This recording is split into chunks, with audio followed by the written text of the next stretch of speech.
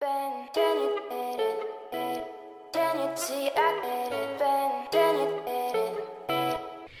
guys! It's Yan Castro and today's video, magkakaroon ako ng quick haul.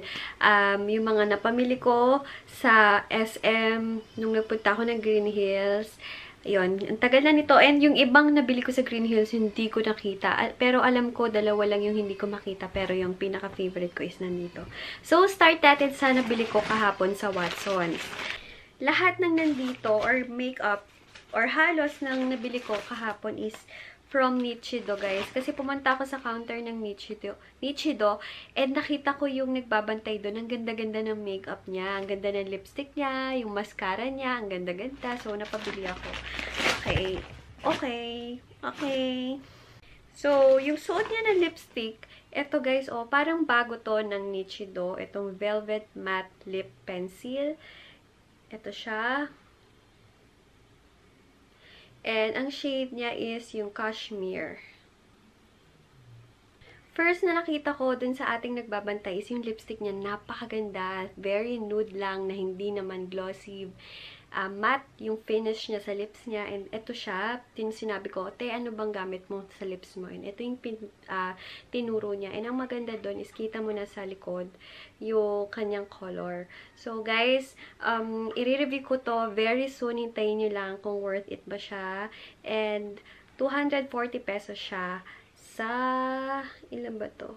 Ilang grams ba to?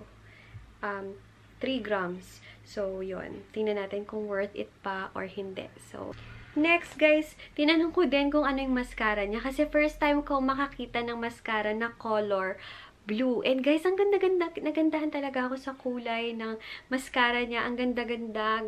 Bagay na bagay sa kanya. Hindi ko lang alam kung sa akin bagay. So, tinanong ko din, guys, kung ano yung mascara niya. And luckily, 25% off pa yung nabili ko na hindi mag-focus. So, yaan na natin kung hindi siya mag-focus. Nabili ko lang to for 97 pesos, guys. Sale siya ng 130 pesos siya, and then 25 off pa. So, nag-less pa. Napakamura lang nito, itong eyelash defining mascara. Pero hindi siya waterproof, guys. So, kung hindi nyo hilig yung mga waterproof na mas prefer nyo yung waterproof na mascara, mukhang hindi kayo magkakasundo nito. Pero kasi nagandahan ako dun sa pilikmata ni ate. So, napabili talaga ako. Kaya ito.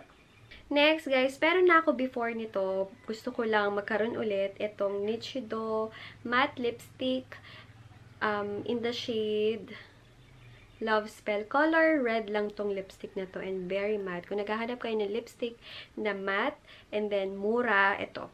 Ito yung marirecommend ko sa inyo. 188 pesos lang siya. And then, lastly, na nabili ko sa Watsons, itong Bello BB Cream. Gusto ko rin kasing gawan to ng review. 350 pesos to, guys. Hindi ko alam kung maganda siya or hindi. Siguro tomorrow gagawan ko na to ng review. Napabili lang ako dito kasi BB cream na siya. BB cream siya, pero meron siya mga nutrients like kojic acid plus tranexamic acid. And then, pinakagusto ko dito yung SPF 50 PA++++. And nakasulat dito is in tone correcting. So, balitaan ko kayo sa mga vlogs ko or sige, gagawa ako ng separate video para dito sa product na to ng Bello.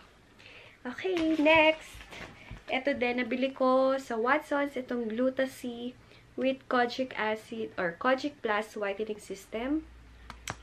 Ngayon ko lang nakita to sa Watsons. Hindi ko alam kung bago to or dati na. Sabi kasi dito, 4 times whitening, oil control, and anti-acne. Woo! Anti-acne. Matte finish with sunscreen. O, diba? San ka pa? Parang lahat nandito na.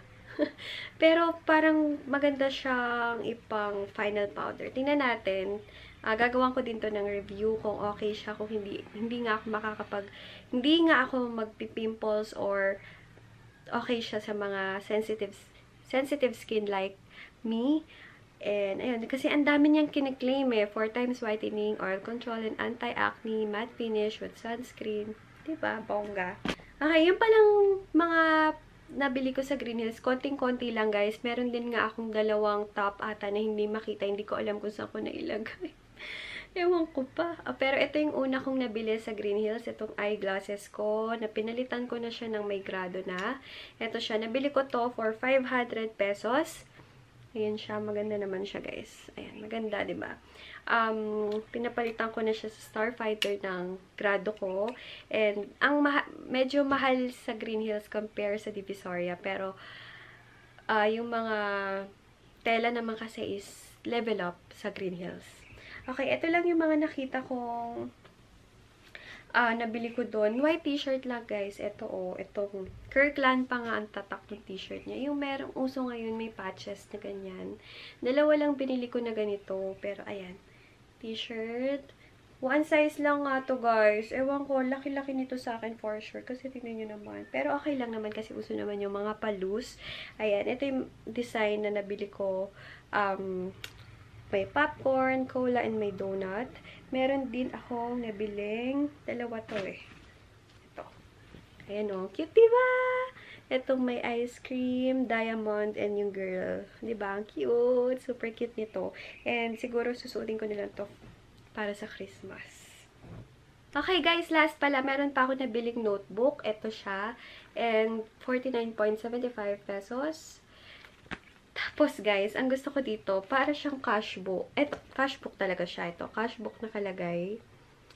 And then, nakalagay dito, bawat page, may ganyan siyang, may ganyan, Meron ditong date, details, income, outgo, and balance. Parang na-monitor ko din, diba? Yung mga gastos ko, yung mga pumapasok sa akin, yung mga lumalabas na pera sa akin.